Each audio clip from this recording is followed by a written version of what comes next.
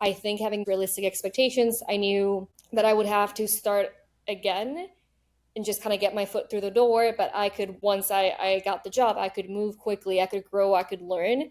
So being realistic about the jobs that you're applying for also helps. Hello and welcome to UX Transitions, where I talk with guests who've made a career change into UX. I'm Robert Crane. My guest today grew up in Mexico and came to the US with her family as a teenager.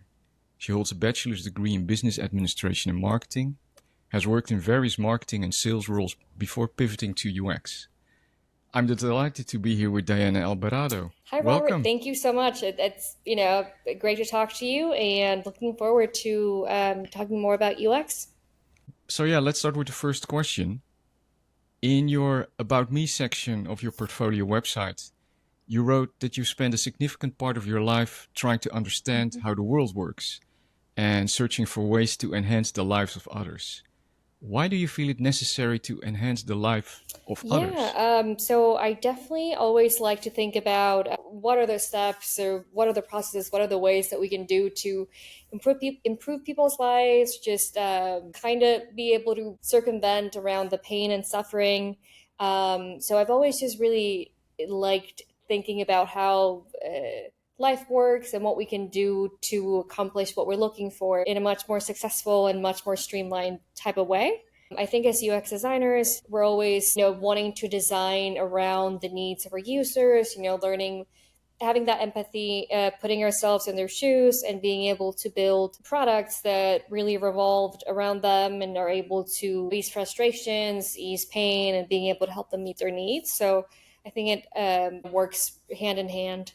And what made you realize that UX was a possible career Yeah, option? so I worked at a large company and I knew that I wanted to really explore, just keep on exploring, keep learning what is out there, where I could really find something that just really spoke more to me.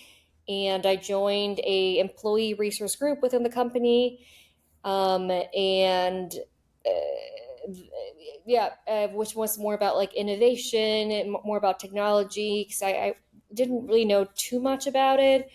And I absolutely loved working there. I got to work with UX researchers, with other technologists, and I just really loved it. I found the work really fast paced, really interesting, and that's when I started learning more about the career. And then you chose to follow a UX bootcamp. Where do you think that a bootcamp adds value and where does it fall short? So I, definitely am glad it led to where I am today. And I definitely think that going on the boot camp, because you have that mentorship experience, you have someone that's really revising and reviewing all of your projects, you're adding so much value and you're not sugarcoating things. You're telling me if it's good, if it's bad, and you're seeing areas of improvement. So I really like the mentorship piece. Finding a good mentor that can guide you, I think was really valuable. And just having, you can do it on your own, but just having something that's more streamlined and guided, I really like to, especially if you don't have a lot of time to be able to explore. So, there's pros and cons, but I definitely enjoyed the experience.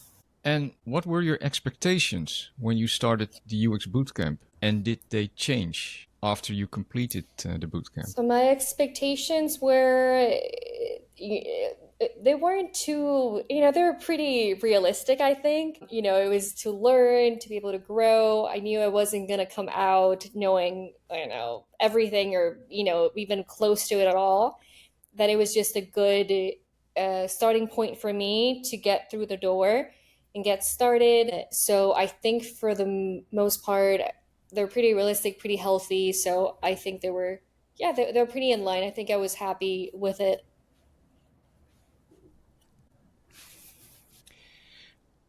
I think it's no surprise or a secret that the current job market is punishing, especially in the US. How would you describe the job market when you were looking for a role? And I think you were looking only in your own Hmm. region. Is that correct? Yeah, only in Chicago. So, what were your experiences during that Yeah, so time? it was definitely a little scary. because you did all this program, you spent the money, and you don't know if it's going to lead to an actual job. So it did take me. I was, yeah, mostly looking in Chicago. It did take me a little bit longer. I think maybe 7 to 8 months maybe to land a role. Um, but yeah, it's a little nerve wracking. It takes time. And there's a market for it, so there's definitely some competition as well.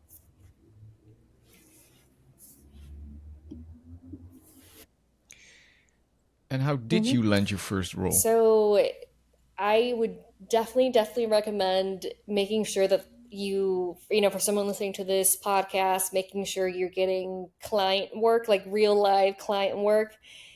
So I think that really helped me.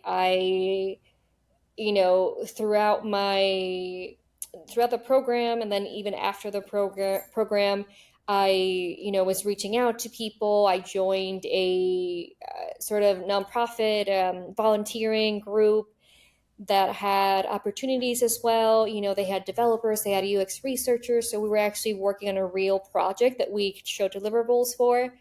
So all of these things I think really helped me be able to land that job, because I wasn't just coming directly after the boot camp, but I was saying, hey, I've worked with developers and we've worked in sprints, and I've created all these things. So I think that really helped me. It really helps someone set them apart from others. And also, I think I really got lucky with the people in the company I interviewed. I think as far as the culture, it was a really great culture fit, and we just really clicked. So that also helped a lot.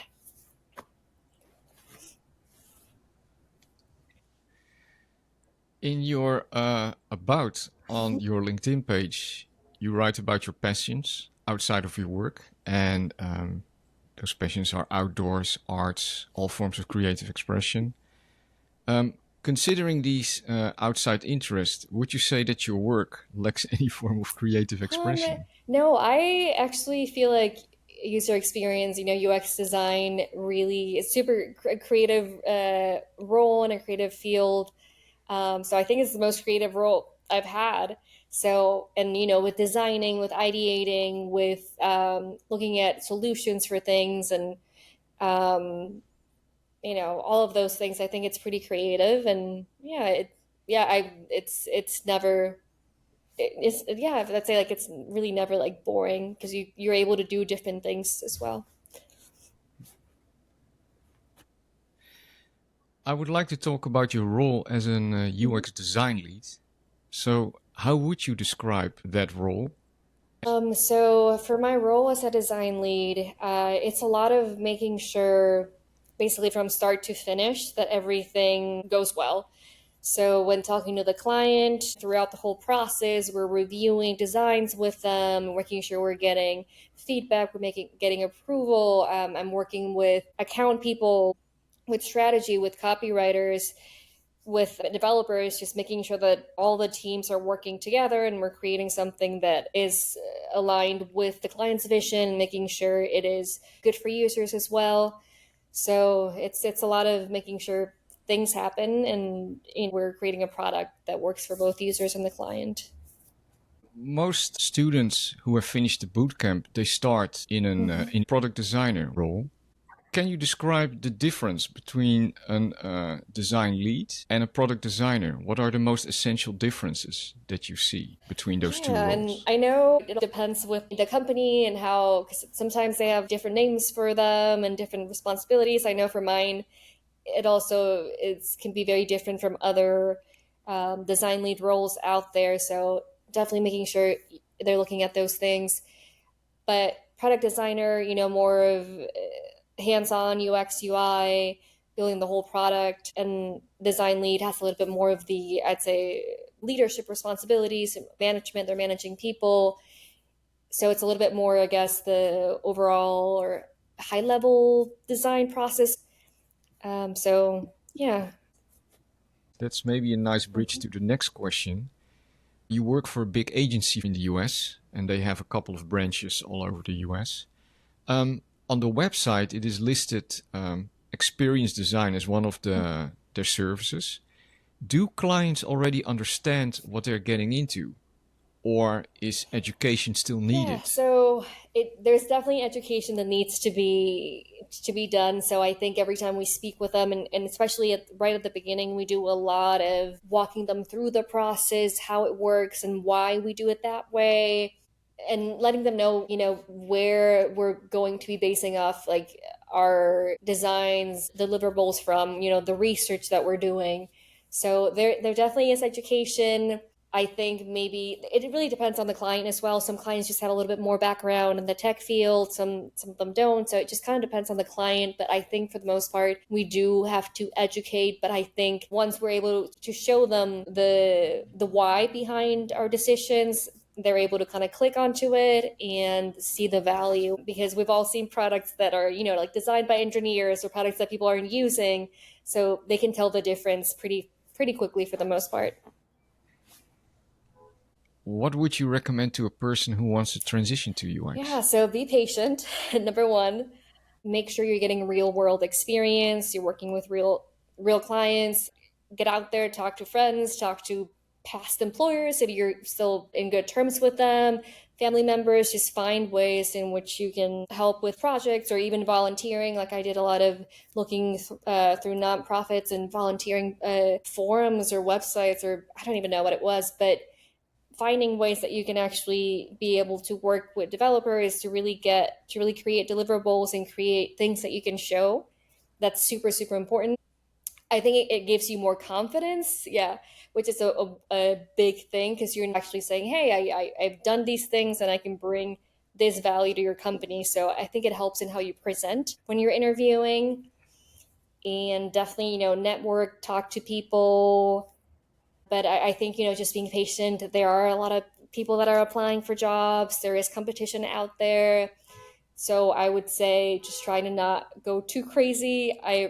I knew of people that were just all they were doing was just applying to jobs every single day, not doing anything else. They were driving themselves crazy because they were just very uh, they just like a little, I guess, not impatient, but they were really frustrated with the process. But I think being able to do other things, maybe have like I said, be able to work on projects at the same time, and be able to have a more healthy perspective while you're applying for jobs helps as well.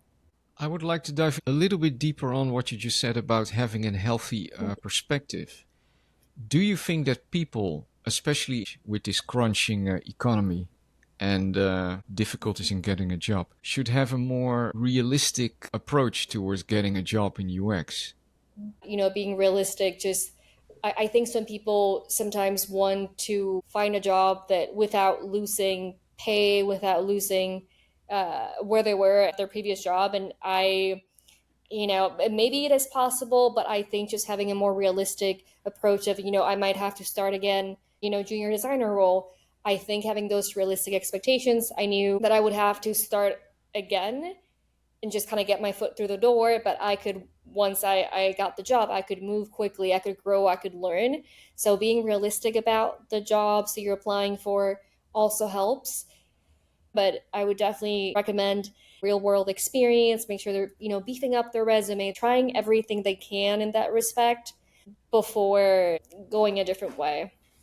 Diana Alverado, thank you for your time today. And to our listeners, if you have enjoyed this podcast or have any feedback, please leave a message. And I wish you all the best in your journey. And thank you for listening.